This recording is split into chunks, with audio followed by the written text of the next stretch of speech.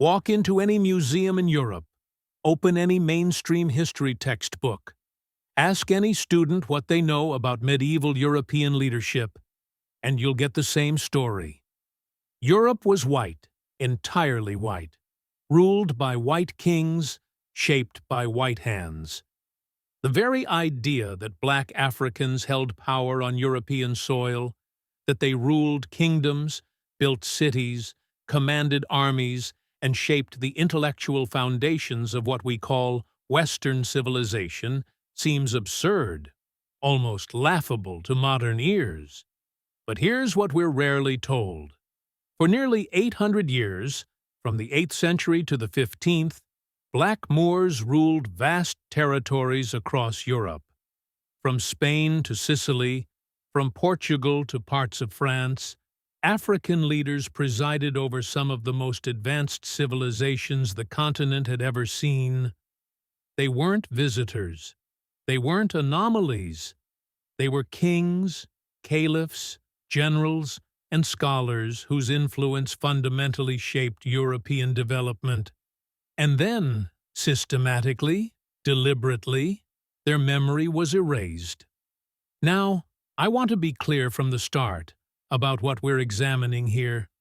This isn't about rewriting history with unfounded claims or romanticizing the past. This is about looking at what medieval chroniclers actually wrote, what archaeological evidence actually shows, what art and architecture actually reveal, and asking why these documented realities have been so thoroughly scrubbed from mainstream historical consciousness.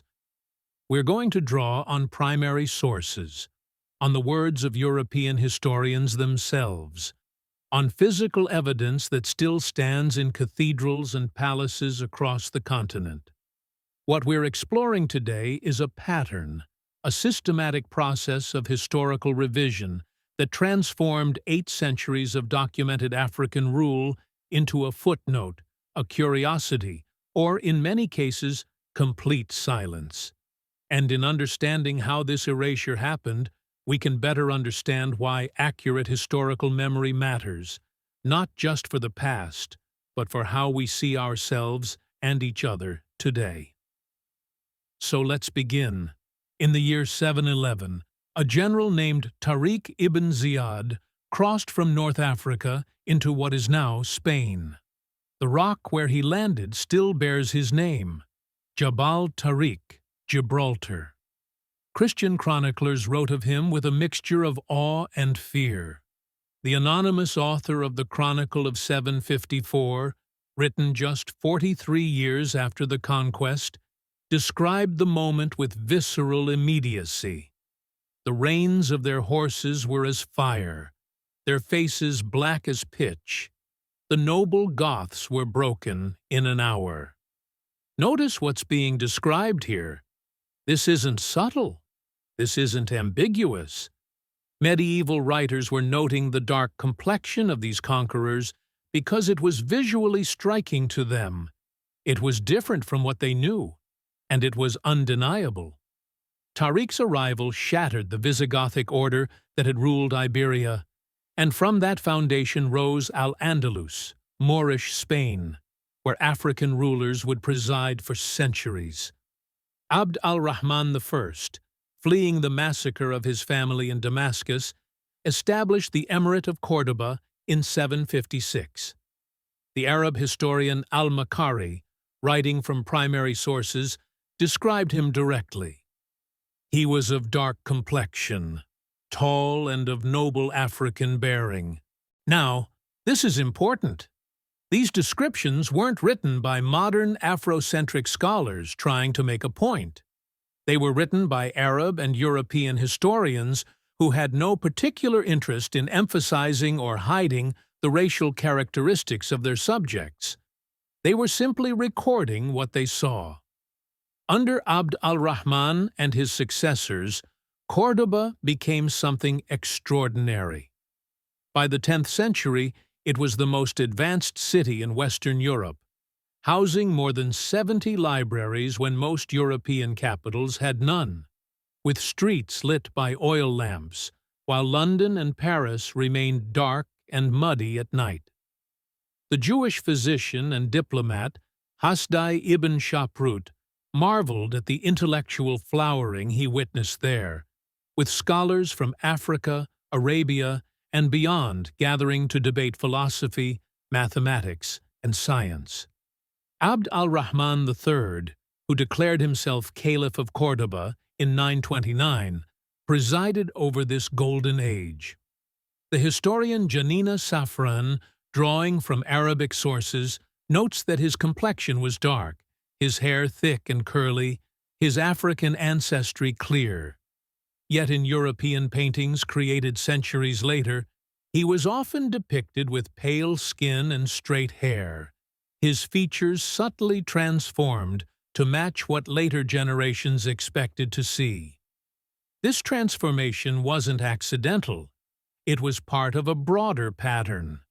And that pattern becomes even clearer when we look at how widespread the African presence in medieval Europe actually was, and how much physical evidence of that presence survives, despite centuries of attempts to explain it away. The Moors didn't confine themselves to Iberia. In 827, they invaded Sicily, and by the 10th century, under rulers like Hassan al-Kalbi, Palermo had been transformed into one of Europe's greatest cities. The geographer Ibn Hawqal wrote, "Palermo is larger than any city in Italy, filled with gardens and palaces." Under the Kalbid dynasty, Sicily became a center of learning and prosperity, its irrigation systems, architecture, and cultural achievements bearing the mark of African innovation. The golden mosaics that still glitter in Palermo's cathedrals, the intricate geometric patterns, the advanced architectural techniques, these are the legacy of Moorish kings who once ruled the island. They're not African art brought to Europe, they're African art created in Europe by Africans who ruled European territory. But here's where it gets interesting. The African presence in medieval Europe extended far beyond the obvious territories of Moorish control. In Germany, in the Cathedral of Magdeburg, stands a statue carved in the 13th century depicting Saint Maurice, a black African knight venerated as both a saint and a royal figure. Art historian Gude Sukala Redlefsen observed, "Maurice's face is that of an unmistakably African man, with tightly curled hair and full lips, carved in stone at the very heart of Germany." Think about what this means. In 13th century Germany, at a time when Africa was supposedly distant and irrelevant to European consciousness, craftsmen were carving African features into stone in one of the most important cathedrals in the Germanic world, and they were doing so to honor a figure of royalty and military prowess. In Cologne, the Shrine of the Three Kings in the Great Cathedral includes depictions of the Magi, and from the 14th century onward, one of them is clearly shown as black, crowned, and regal. Art historian Jean de Visse wrote, "The Black Magus was not a servant, but a king, his crown a recognition that Africa produced rulers equal to any in Europe." These weren't minor decorations. They were central to Christian Europe's most sacred spaces. The image of black kingship was literally carved into Europe's cathedrals, woven into its holiest narratives. The African presence in medieval Europe appears in the most unexpected places, including Scandinavia. The Dubh Gael, a term in medieval Irish and Scottish records, translates directly from Gaelic as black foreigners or black strangers. These were distinct from the Finn Gael, the white foreigners, who were of Norwegian origin. The distinction wasn't subtle. In the Annals of Ulster, a chronicle of Irish history, it's recorded that in 850 AD, the Dubh Gael overcame the Finn Gael and seized Dublin, securing their dominance over the Irish Sea. The London Quarterly Review of 1870 states explicitly, "They were of two races, the white and black strangers, Fingeil and Dubgeil." S. Bering, a monk and historian, described the Norwegians as Gentiles of pure color, while the Danes were consistently referred to as Dub or Black. Michael Conan, in the National Music of Ireland, published in 1846, explains, "Philologists inform us that the compound term Dub Linach, or black man strong at sea, signifies the Danes." Now, we have to be careful here. The evidence for the Dubgeil is primarily linguistic and from Irish records, which makes it more contested than the Moorish evidence. But what's significant is that medieval Irish historians made consistent racial distinctions between different groups of Scandinavian invaders, and they used explicitly racial terms to do so. To understand how such historical erasure was possible, we need to look at an even deeper layer of evidence about how ancient peoples understood Africa and Africans.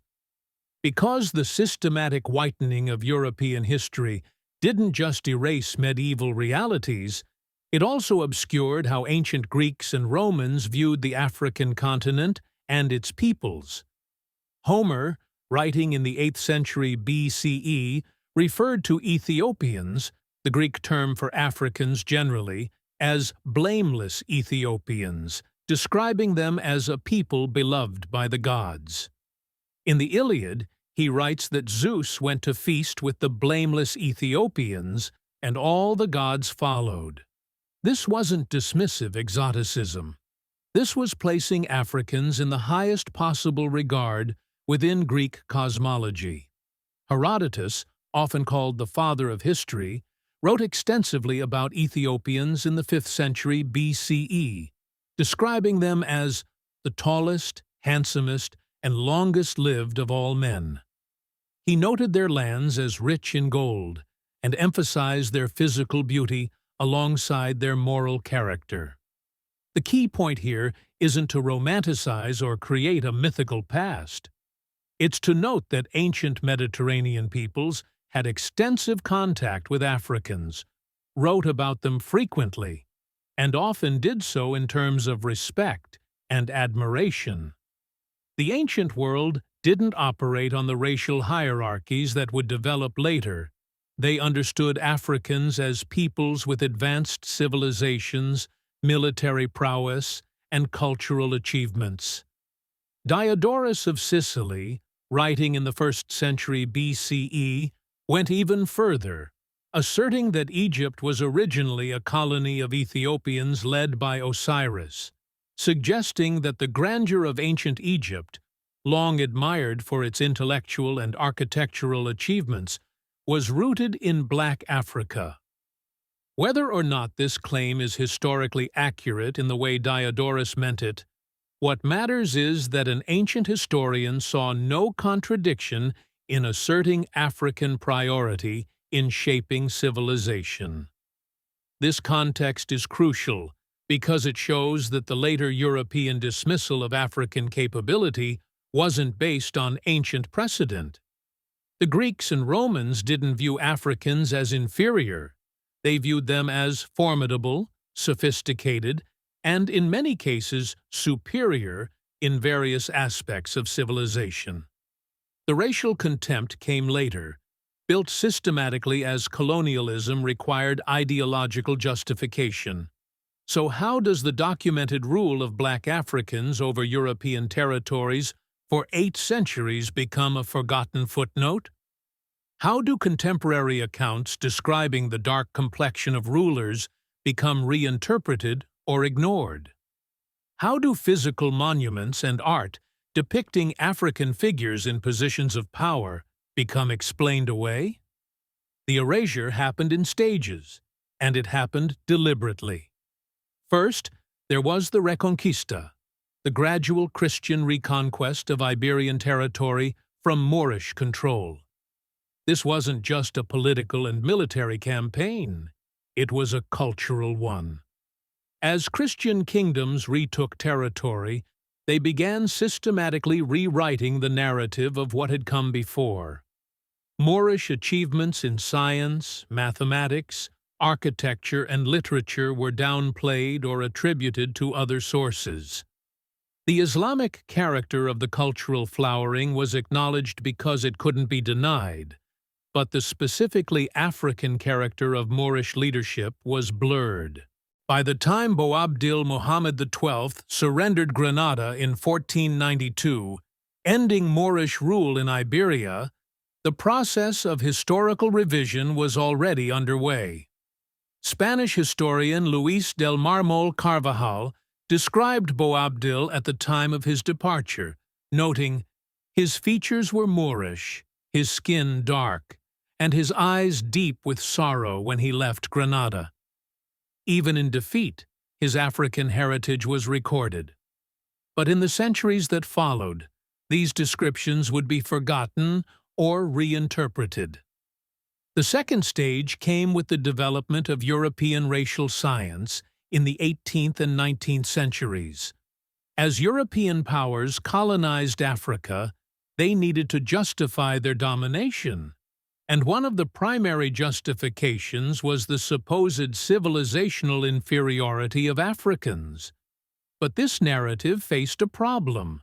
The historical record showed that Africans had ruled European territories, had created advanced civilizations, had been respected by ancient peoples. The solution was systematic reinterpretation. Art historians began to argue that depictions of black figures in medieval European art were merely exotic decorations, not representations of actual power. The Moors were increasingly described as Arab rather than African, despite contemporary descriptions of their appearance. When medieval chroniclers explicitly described dark skin, these descriptions were explained away as metaphorical references to sin or paganism rather than literal descriptions of appearance. Paintings were sometimes literally altered. Portraits of Moorish rulers from later centuries often show them with lightened skin tones compared to contemporary descriptions. Abd al-Rahman III, described in Arabic sources as having dark complexion and curly hair, appears in many later European depictions with features that seem more Mediterranean than African. The third stage was omission in education. As European nations developed standardized educational systems in the 19th and 20th centuries, the curriculum reflected nationalist narratives that emphasized European exceptionalism. The Moorish period was taught, if at all, as a footnote about Islamic invasion, with minimal emphasis on the duration of their rule, the sophistication of their civilization, or the racial identity of their leaders. The question isn't whether there was a conspiracy in a smoke-filled room where historians decided to erase black history. The question is whether the collective incentives of European colonialism, racial ideology, and nationalist education created systematic pressures that led to the same result: the erasure of inconvenient historical truths. Now, some might ask, why does any of this matter? Why does it matter what the racial identity was of medieval rulers? Isn't focusing on this divisive or anachronistic or a distraction from more important historical questions? I'd argue it matters for several reasons. First, it matters because historical truth matters. If 8 centuries of documented African rule over European territories has been systematically erased from mainstream historical consciousness, that tells us something important about how history is constructed, who gets to tell it, and what narratives serve whose interests. Understanding this process helps us read all of history more critically, not just African history. Second, it matters because historical narratives shape present-day identities and power relationships.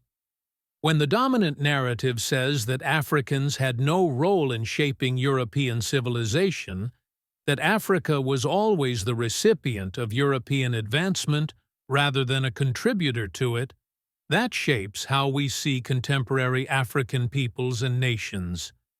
It reinforces a hierarchy that has material consequences. Third, it matters because young people of African descent deserve to know the full scope of their heritage. Not a romanticized, made-up version, but the documented historical reality that their ancestors ruled kingdoms, built universities, advanced scientific knowledge, and were respected as peers and often as superiors by the civilizations they encountered. And finally, it matters because this erasure isn't ancient history. It's ongoing. Modern historians who challenge the whitewashed narratives of European history face accusations of being ideologically motivated, of distorting history for political purposes, even when they're simply pointing to primary sources that have always been available. The resistance to acknowledging the full scope of African agency in shaping medieval Europe tells us that we're still living with the consequences of colonial-era racial ideology. So let's be clear about what those primary sources actually say, and what evidence has actually survived the centuries of revision. The physical evidence remains. The mosque cathedral of Córdoba still stands, its horseshoe arches and intricate geometric patterns a testament to Moorish architectural genius. The stone face of Saint Maurice still gazes out from Magdeburg Cathedral. The mosaics of Palermo still glitter. The statue of the Black Magus still stands in Cologne. Medieval chroniclers wrote what they wrote. The Chronicle of 754 described faces black as pitch. Al-Makari described Abd al-Rahman's dark complexion. Ibn Hawqal marveled at Palermo's transformation under Moorish rule. Herodotus praised the Ethiopians. These weren't marginal sources. They were the foundational historical texts of their civilizations. We're not asking people to believe something that contradicts the evidence. We're asking people to believe what the evidence has always said, before later generations decided that such evidence was inconvenient. The systematic erasure of Black African leadership in medieval Europe represents one of the most successful rewritings of history in human experience.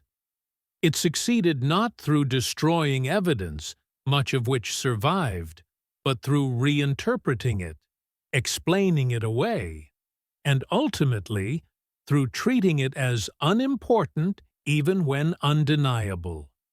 Which brings us to the question of what we do with this knowledge now that we have it. Reclaiming this history isn't about creating animosity or division. It's about completeness. It's about acknowledging the full complexity of human civilization, the ways different peoples have interacted, influenced each other, conquered and been conquered, created and destroyed across the millennia. When we teach European history, we should teach about the Moorish kingdoms that ruled Iberia for 8 centuries.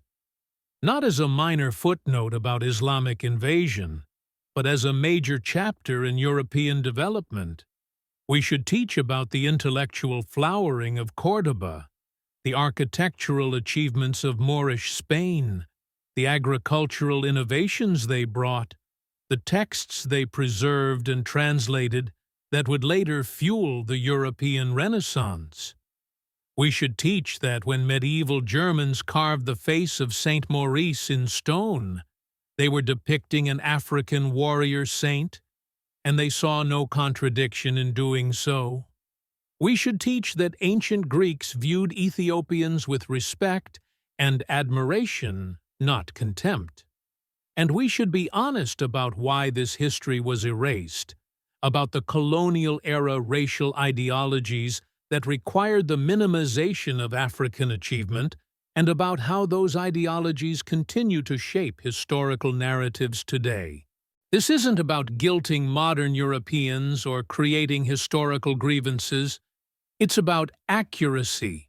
It's about letting the evidence speak. It's about acknowledging that human history is more complex, more interconnected, and more interesting than the sanitized nationalist narratives we've inherited. The Moors ruled. They built. They advanced human knowledge. They were black Africans. These are not controversial claims if we simply look at what contemporary sources said.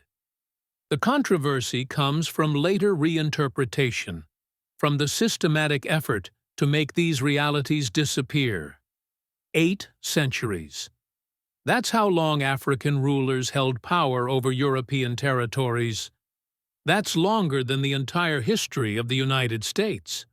That's longer than most European nations have existed in their current form. And yet, most people who learn European history never encounter this reality in any meaningful way. The story we opened with, that Europe was white, entirely white, ruled by white kings, shaped by white hands, isn't just incomplete. It's fundamentally false. For a very long time, significant portions of Europe were ruled by black Africans who built some of the most advanced civilizations the continent had seen. Their memory was erased not because the evidence disappeared, but because acknowledging their existence became ideologically inconvenient in an era of European colonialism and racial hierarchy. Understanding this erasure helps us understand how history is constructed, whose stories get told, and whose get buried. The physical evidence remains. The contemporary chronicles remain. The art remains. The architecture remains. What was lost wasn't the evidence, but the willingness to see it clearly. We can choose differently now. We can choose to teach history as it was, not as later generations wished it had been. We can choose to let young people of all backgrounds see the full complexity of human achievement across civilizations. We can choose honesty over comfortable mythology. The question I'm left with, and the one I'll leave you with, is this. If the systematic erasure of 8 centuries of documented African rule over European territories could happen this thoroughly, what else have we been taught that reflects ideology more than evidence? What other historical realities have been rewritten to serve present-day power structures? And how do we develop the critical capacity to distinguish between what actually happened and what we've been told happened? I don't claim to have all the answers. This is a work in understanding based on primary sources and scholarly research. But as with all history, there's room for debate, for refinement, for new evidence to emerge. What I am confident in saying is that the evidence we have, the evidence we've always had, tells a more complicated and more interesting story than the one most of us were taught. I'd love to hear your thoughts on this. Have you encountered these historical realities before? How does this information fit with or challenge what you learned about medieval European history?